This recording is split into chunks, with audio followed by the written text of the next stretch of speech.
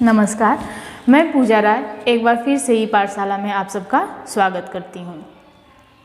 जैसा कि पिछले वीडियो में हमने बात की थी मिशन प्रेरणा के बारे में कि मिशन प्रेरणा क्या है, मिशन प्रेरणा की आवश्यकता क्यों हुई, मिशन प्रेरणा में शिक्षकों की क्या भूमिका है, मिशन प्रेरणा में भाषा और गणित को ही सेंटर में क्यों रखा गया है। इन सारे पॉइंट्स पे हमने पिछले वीडियो में चर्चा की थी। आज हम बात करेंगे इसी क्रम में आगे बढ़ते हुए मिशन प्रेरणा के सबसे महत्वपूर्ण बिंदु प्रेरणा लक्ष्य के बारे में। तो आइए शुरू करते हैं। सबसे पहले तो प्रेरणा लक्ष्य के बारे में कुछ बातें जान लेते हैं। प्रेरणा लक्ष्य जो है वो कक्षा 1 से 5 तक के लिए निर्धारित किया गया है भाषा और गणित का। कक्षा 1, कक्षा 2, कक्षा 3, 4 और 5 के लिए भाषा के लिए प्रेरणा लक्ष्य अलग और गणित के लिए प्रेरणा लक्ष्य अलग, हर कक्षा की प्रेरणा लक्ष्य अलग रखा गया है। तो आइए इसके बारे में बात करते हैं। आइए चर्चा करते हैं प्रेरणा लक्ष्य पर कि कक्षा 1 से 5 तक के लिए जो प्रेरणा लक्ष्य निर्धारित किए गए हैं मिशन प्रेरणा के अंतर्गत, वो भाषा और गणित के लिए वो क्या हैं। मेरी कोशिश ये रहेगी कि ये वीडियो देखने के बाद आपको भाषा और गणित के ये प्रेरणा लक्ष्य कक्षा 1 से 5 तक के याद हो जाएं। मैंने ये प्रेरणा लक्ष्य अपने ई पाठशाला रजिस्टर जिस पे हमें मेंटेन करना है, जो हम व्हाट्सएप के माध्यम से यानी कि ऑनलाइन माध्यम से जो हम बच्चों तक डिलीवर कर पा रहे हैं होमवर्क या कंटेंट, उसको मेंटेन करने के लिए जो रजिस्टर बनाए हैं उसमें मैंने ये नोट किया है प्रेरणा लक्ष्य। अगर आपको इस बारे में कोई जानकारी चाहिए कि ई पाठशाला रजिस्टर में क्या क्या लिखना है, कैसे बनाना है, तो आप कमेंट सेक्शन में कमेंट करके बताइएगा। मैं इस पे एक वीडियो अवश्य बनाने की कोशिश करूँगी। तो आइए बात करते हैं प्रेरणा लक्ष्य। जैसा कि आप देख पा रहे हैं, ये कक्षा 1, 2, 3, 4 और 5 के लिए प्रेरणा लक्ष्य बनाए गए हैं। प्रेरणा लक्ष्य के पोस्टर जो कि प्रिंटेड है, विभाग की तरफ से हर विद्यालय में पहुंचाया गया है, दिया गया है, जो कि आपके विद्यालय में लगा भी होगा। तो स्क्रीन पे आप उसकी फ़ोटो देख सकते हैं, जो प्रिंटेड प्रेरणा लक्ष्य का पोस्टर विद्यालय में दिया गया है उसका। यहाँ से हम देखते हैं, पहली बात आप देख लीजिए कि 1 से 5 तक के लिए है भाषा और गणित के लिए। मेन सेंटर जो रखा गया है, मेन जो फोकस रखा गया है वो भाषा और गणित पे रखा गया है। तो भाषा कक्षा 1 के लिए भाषा का प्रेरणा लक्ष्य क्या रखा गया है। तो कक्षा 1 के लिए भाषा का प्रेरणा लक्ष्य रखा गया है, निर्धारित सूची में से 5 शब्द सही पहचान लेते हैं। 5 शब्द सही पहचान लेते हैं, यानी कि कक्षा 1 में पढ़ने वाला बच्चा का जब इनलाइन टेस्ट का मतलब कि जब बच्चा सेशन के लास्ट, कक्षा 1 के लास्ट में पहुंचता है या कक्षा 1 पास कर लेता है, तो उसे कम से कम ये प्रेरणा लक्ष्य भाषा में प्राप्त हो जाना चाहिए। यानी कि वो, अगर आप उसे कोई सूची देते हैं जिसमें कि कुछ शब्द दिए गए हों, तो उसमें से वो 5 शब्द सही पहचान लेता हो। 5 शब्द सही पहचान लेता है किसी निर्धारित सूची में से। एक सूची दी जाए बच्चे को और उसमें कुछ शब्द लिखे जाएं, तो उसमें से वो 5 शब्द पहचान लेता है, तो वो बच्चा कक्षा 1 का प्रेरणा लक्ष्य भाषा का प्राप्त कर लेता है। कक्षा 1 का गणित का प्रेरणा लक्ष्य क्या है? तो निर्धारित सूची में से 5 संख्याएं सही से पहचान लेता है। निर्धारित सूची में से 5 संख्याएं सही से पहचान लेते हैं। यानी बच्चे को कुछ संख्याएं दी जाए, मान लीजिए क्लास में आपने वर्कशीट पे दिया या ब्लैक बोर्ड पे ही लिखा, तो उस सूची में से बच्चा 5 संख्याओं को पहचान लेता है। यानी कक्षा 1 में भाषा में 5 शब्द और गणित में 5 संख्याएं। आप भाषा और गणित को एक दूसरे से रिलेट करते हुए इसको याद कर सकते हैं कि भाषा में शब्द होते हैं, तो 5 शब्द सही पहचान लेता है सूची में से, ये तो ऑब्वियस है कि आप बच्चे के सामने कुछ शब्द रखेंगे, उसी को निर्धारित सूची कहा गया है कि कुछ शब्द रखेंगे और उसमें से बच्चा 5 शब्द पहचान लेता है।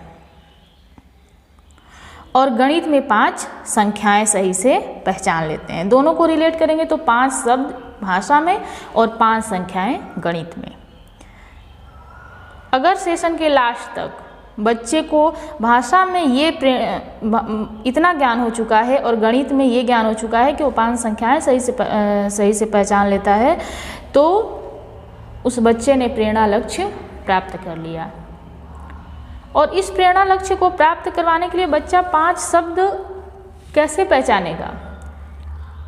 यानी कि बच्चा जो है वो बच्चे को अक्षर ज्ञान, मात्रा ज्ञान हो चुका है और अब वो अक्षर और मात्राओं को मिला के शब्द बना ले रहा है, शब्द पढ़ पा रहा है, तभी वो ये भाषा का प्रेरणा लक्ष्य प्राप्त कर पाएगा। यानी कि आपको काम क्या करना है, तो बच्चे को अक्षर ज्ञान करवाना है, मात्रा का ज्ञान करवाना है, अक्षर और मात्राओं को मिला के शब्दों को पढ़ना बताना है। और जब बच्चा इतना सीख जाएगा तो ऑटोमेटिकली वो प्रेरणा लक्ष्य भाषा का प्राप्त कर लेगा। यही यहाँ पे है गणित में कि जब आप बच्चे को सबसे पहले तो 1 से 100 तक की जब संख्या का उसे ज्ञान हो जाएगा, यानी जिसे गिनती कहते हैं, अगर बच्चे को गिनती का ज्ञान हो गया तो वो लगभग उससे बनने वाली छोटी छोटी संख्याओं को वो पहचान ही लेगा।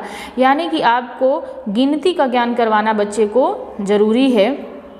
उसके बाद ये प्रेरणा लक्ष्य ऑटोमेटिकली उसे प्राप्त हो जाएगा। अब आते हैं कक्षा 2 पर। तो कक्षा 2 में भाषा का जो प्रेरणा लक्ष्य रखा गया है वो है अनुच्छेद को 20 शब्द प्रति मिनट के प्रवाह से पढ़ लेते हैं। अनुच्छेद को 20 शब्द प्रति मिनट के प्रवाह से पढ़ लेते हैं। अब ये अनुच्छेद कक्षा 2 के हिसाब से ही होगा। अनुच्छेद बहुत बड़ा नहीं होगा, अनुच्छेद बहुत कठिन शब्दों का उसमें प्रयोग नहीं किया गया होगा। यानी साधारण अनुच्छेद, छोटे अनुच्छेद को 20 शब्द प्रति मिनट के प्रवाह से, यानी कि 1 मिनट में बच्चा अनुच्छेद के 20 शब्दों को पढ़ लेता है। तो जब उस बच्चे ने अगर पिछले कक्षा में कक्षा 1 का प्रेरणा लक्ष्य प्राप्त कर लिया है, यानी कि वो 5 शब्दों को सही पहचान लेता है, यानी वो शब्दों को सही पहचान लेता है, तो फिर उसको यहाँ पे कक्षा 2 में प्रेरणा लक्ष्य प्राप्त करने में आसानी होगी। इसमें क्या करना है, 1 मिनट में कोई अनुच्छेद, छोटा अनुच्छेद जिसमें बहुत कठिन शब्द न हो, बच्चे को दिया जाए तो उस अनुच्छेद को बच्चा 1 मिनट में 20 शब्द प्रति मिनट का मतलब हुआ कि 1 मिनट में बच्चा 20 शब्द पढ़ पा रहा है। अब आते हैं गणित में। तो कक्षा 2 के गणित का प्रेरणा लक्ष्य क्या है, तो ये है कि जोड़ एवं घटाना 1 अंकीय के 75% प्रश्नों को सही हल कर पाते हैं। कक्षा 2 के लिए जोड़ घटाना आना चाहिए। कितने अंकों का, तो 1 अंक का। और 1 अंक जब वो बच्चा, उस बच्चे को 1 अंक का जोड़ और घटाना दिया जाता हो और कोई आप वर्कशीट देते हो, कोई टेस्ट लेते हो और उसमें से 75% बच्चों को प्रश्नों को अगर बच्चा हल कर पा रहा है, 1 अंकीय जोड़ और घटाना को 75% हल कर पा रहा है, यानी कि 10 प्रश्नों में से अगर वो 8 प्रश्न 7 प्रश्न हल कर पा रहा है, तो उस बच्चे ने कक्षा 2 का गणित का प्रेरणा लक्ष्य प्राप्त कर लिया है। अब आते हैं कक्षा 3। आपको याद करने का एक आसान तरीका, भाषा कक्षा 2 का भाषा का प्रेरणा लक्ष्य यानी 20 शब्द प्रति मिनट। कक्षा 2 के भाषा का प्रेरणा लक्ष्य यानी 20 शब्द प्रति मिनट। कक्षा 3 में 30 शब्द प्रति मिनट। कक्षा 2 20 शब्द, कक्षा 3 30 शब्द प्रति मिनट के प्रवाह से पढ़ लेते हैं। अंतर बस केवल शब्दों की संख्या का है। यहाँ बच्चा 1 मिनट में 20 शब्द पढ़ेगा और कक्षा 3 में बच्चा अनुच्छेद में 1 मिनट में 30 शब्द उसे अब पढ़ लेना चाहिए। अब उसकी जो पढ़ने की स्पीड है वो बढ़ जानी चाहिए, यानी कि पहले कक्षा 2 में बच्चा अनुच्छेद के शब्दों को 1 मिनट में 20 शब्द को पढ़ रहा था, अब कक्षा 3 में उसे 1 मिनट में 30 शब्दों को पढ़ने आ जाना चाहिए।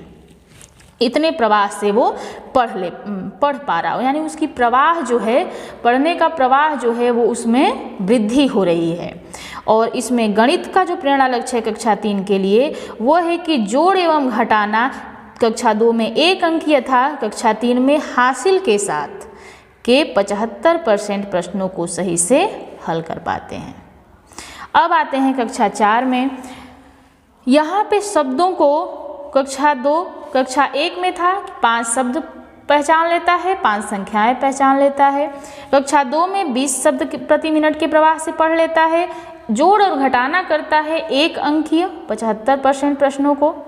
और कक्षा 3 में था कि अनुच्छेद को 30 शब्द प्रति मिनट के प्रवाह से पढ़ लेता है और जोड़ एवं घटाना करता है हासिल के साथ। यानी लगभग कक्षा 2 और कक्षा 3 का जो प्रेरणा लक्ष्य है वो मिलता ही जुलता है, बस उसकी मात्रा में कुछ बढ़ोतरी हो गई है। यहाँ 20 शब्द, यहाँ 30 शब्द, यहाँ 1 अंकीय जोड़ घटाना और यहाँ हासिल के साथ जोड़ घटाना कर पा रहा है। अब आते हैं कक्षा 4 में।